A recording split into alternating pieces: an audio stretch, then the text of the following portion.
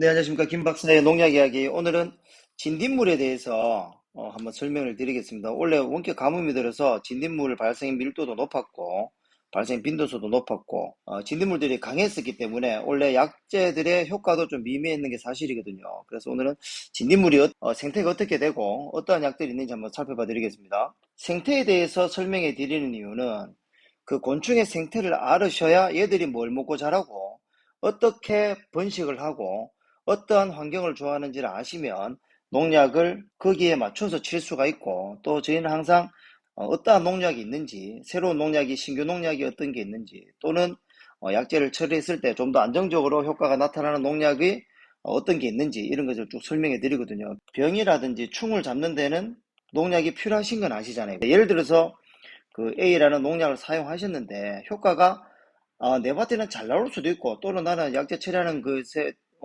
비해서 효과가 좀 덜 나올 수도 있거든요. 그렇다고 해서 이 농약의 효과가 없는 건 아닙니다. 그죠? 좋은 농약을 선택하셔가지고 자주 쳐주시고, 또 밀도에 따라서 양량을 증감하셔가지고 사용 빈도수를 조절해 주시는 게 정답이지, 특별히 잘 돕는 뭐 어떤 농약이 있다든지, 뭐 한 번만 치면 된다든지, 뭐 이런 건 사실 없거든요. 그래서 농약을 병의 충에 맞게 최선을 다해서 농약을 선정해 드리고, 그 부분에 대해서 농가들이 접목하시면 좋은 결과가 있지 않겠나 그렇게 생각이 되고, 일단은 진딧물 같은 경우에는 알에서 유충이 되고 선충이 되는 진딧물이 있고, 기후에 따라서, 환경에 따라서 이 알 부분을 생략하고 바로 성충에서 유충 새끼를 낳아버리는 경우가 있습니다. 그래서 유충에서 바로 성충이 되는 경우 두 가지가 있거든요. 자기가 살아가야 되는 환경에 자기들의 번식력이 빨라져야 될 시기가 오면 예전에는 알, 유충, 성충이라는 단계를 거치다가 성충에서 바로 약충으로 가버리고, 약충에서 바로 성충으로 가버리는 단계로 얘들이 변화해버리고, 이러면은 번식 기간이 짧아지지 않습니까? 그죠? 그러면 번식력이 높아지는 경우가 생겨버리겠죠. 그죠? 이렇게 되면. 그래서 이 진딧물이라고 하는 경우는 오래전부터, 굉장히 오래전부터 있으면서 그 환경에 따라서 변화되는 능력이 탁월하거든요. 그래서 원래처럼 가뭄이 심하다, 진딧물의 발생 빈도도 높아지고 방제도 어려워진다, 이렇게 보시면 될 것 같고, 보통은 여름에 얘들이 알을 자라놓고 바로 유충을 놔버리는 경우가 있어요. 겨울에 얘들이 월동을 해야 될 때, 자기의 기주 식물이라든지 살아갈 환경이 안 맞을 때는 이 알을 낳아서 이 알이 월동을 해버리거든요. 봄이 되면 유충으로 나타나는 경우가 있거든요. 그래서 이 환경에 따라서 변화될 만큼 번식력이라든지 자생력이 강하다, 이렇게 보시면 되겠습니다. 그죠? 진딧물은 어쨌든 흡접해충입니다. 이게 가장 포인트거든요. 흡접해충이 제가 있는 게 총체벌레 있을 수 있고, 그죠? 온실가루 있고, 그 다음에 진딧물이 대표적인 흡접해충입니다. 뭘 빨아먹는다? 저백을. 진딧물은 알에서 유충에서 성충이 되는데, 이 알 단계는 겨울에는 나타나는데 여름에는 그냥 성충에서 바로 새끼를 낳아버린다는 거죠. 이 유충은 한 일주일 정도 삽니다. 일주일 정도. 그러니까 유충이 일주일 정도 살고 바로 성충이 돼버리거든요. 그럼 성충이 며칠을 사느냐? 한 20에서 30일 정도, 한 달 정도 살거든요.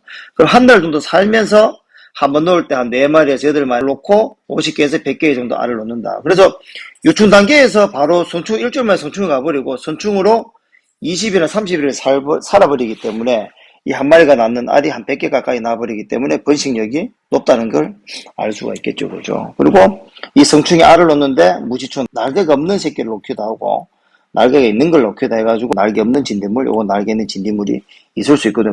이거는 크게 중요하진 않습니다. 날아가야 될 때 되면은 날개 있는 새끼를 낳아서 다른 데를 이동하기 위해서 유시충 놓고, 그냥 계속 살아가야 될 때는 날개 없는 걸 낳아서 그냥 거기서 자생하면서 살아가거든요. 환경에 대해서 날개 있는 거 없는 게 있다, 이래 보시면 되고, 또 몸의 색깔도 자기들이 살아가는 잎 색깔에 따라서 봄에는 초록색으로 해서 자기들이 살아가고, 여름에는 황갈색 쪽으로 가고, 환경에 적응하는 능력이 굉장히 뛰어나다, 이렇게 보시면 되겠습니다. 그래서 진딧물은 뭐 초록색도 있고 노란색도 있고 황갈색도 있고 여러 가지 색깔이 있다.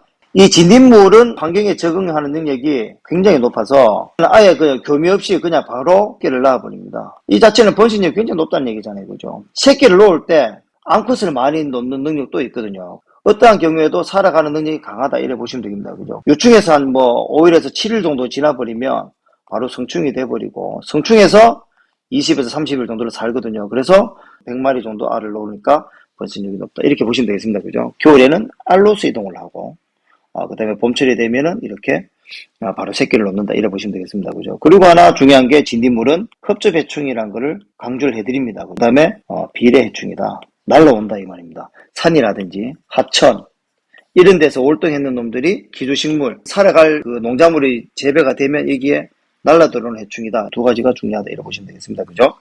가뭄이 들면 왜 진딧물이 많으냐? 얘들은 흡접해충인데 산이라든지 하천에 가뭄이 들어서 수분량이 적어져 버리니까 농작물은 가뭄이 들어도 수분을 계속 줘야 되잖아요. 물을 줘야 되잖아요. 그래서 전체적으로 가뭄이 들면 여기에 산이라든지 하천에서 기생하던 진딧물들이 흡접을 하기 위해서 농작물로 이동하는 경우가 많거든요. 그러면 진딧물은 농작물을 어떻게 가야 하느냐? 어떻게 양분을 흡접을 합니다. 예를 들어서 잎이 있는데 얘들 진딧물이 날라 돌아가지고 구침을 박습니다. 구침을 박아서 이게 저백을 당기거든요. 이 구침을 박을 때 한번 잎에 상처를 내겠죠. 그죠? 잎에 상처를 냅니다. 저백을 빨아먹으면 입으면 어떻게 되면 황화현상. 수분이 여기 있는 그 영양분이 없어져 버리니까 잎이 마를 거잖아요. 그래서 황화현상이 나타나요. 잎에 군데군데 이렇게 황화현상이 나타나면 어떻게 됩니까?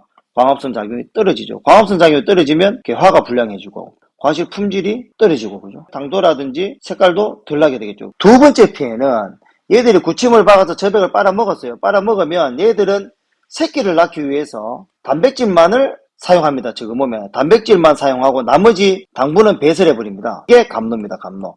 끈적끈적하게 붙어있는 감로가 당이 높이는 어떻게 됩니까? 개미라든지 다른 곤충들이 이게 끓게 되겠죠. 그 부위에. 이 개미라든지 다른 식물에 의한 나타날 수 있는 바이러스 부분도 나타날 수 있고 또 이 감로가 끈적끈적하니까 과실에 묻는다든지 잎에 묻으면 거름병이 발생해서 이 거름병도 잎에 묻으면 광합성 작용을 또 떨어뜨리겠죠. 그죠? 과실에 묻으면 품질을 떨어뜨리겠죠.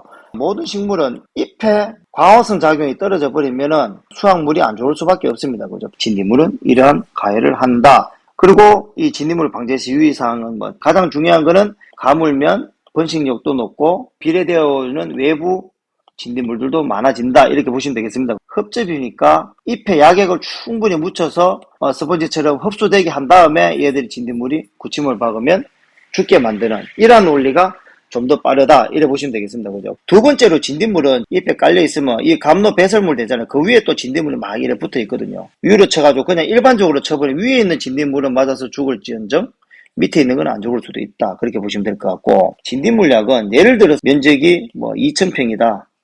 2,000평 면적에 보통은 20단말 정도의 약을 사용하는데 좀 과장되게 40말거리의 약을 사서 20단말에 칠한다. 더 진하게 치는 거죠. 그러면 이 방법보다는 그냥 2,000평에 보통은 20단말을 치는데 진딧물의 밀도가 많다. 그럼 나는 진딧물약을 40말을 사서 이 40말을 그냥 2,000평에 푹 치시는 게 효과가 좀 더 좋다. 이렇게 설명하면 되겠습니다. 그죠? 이렇게, 요런 부분이 있다. 이렇게 보시면 될 것 같고, 진딧물에게 구침을 박는다 그랬죠. 구침을 박고,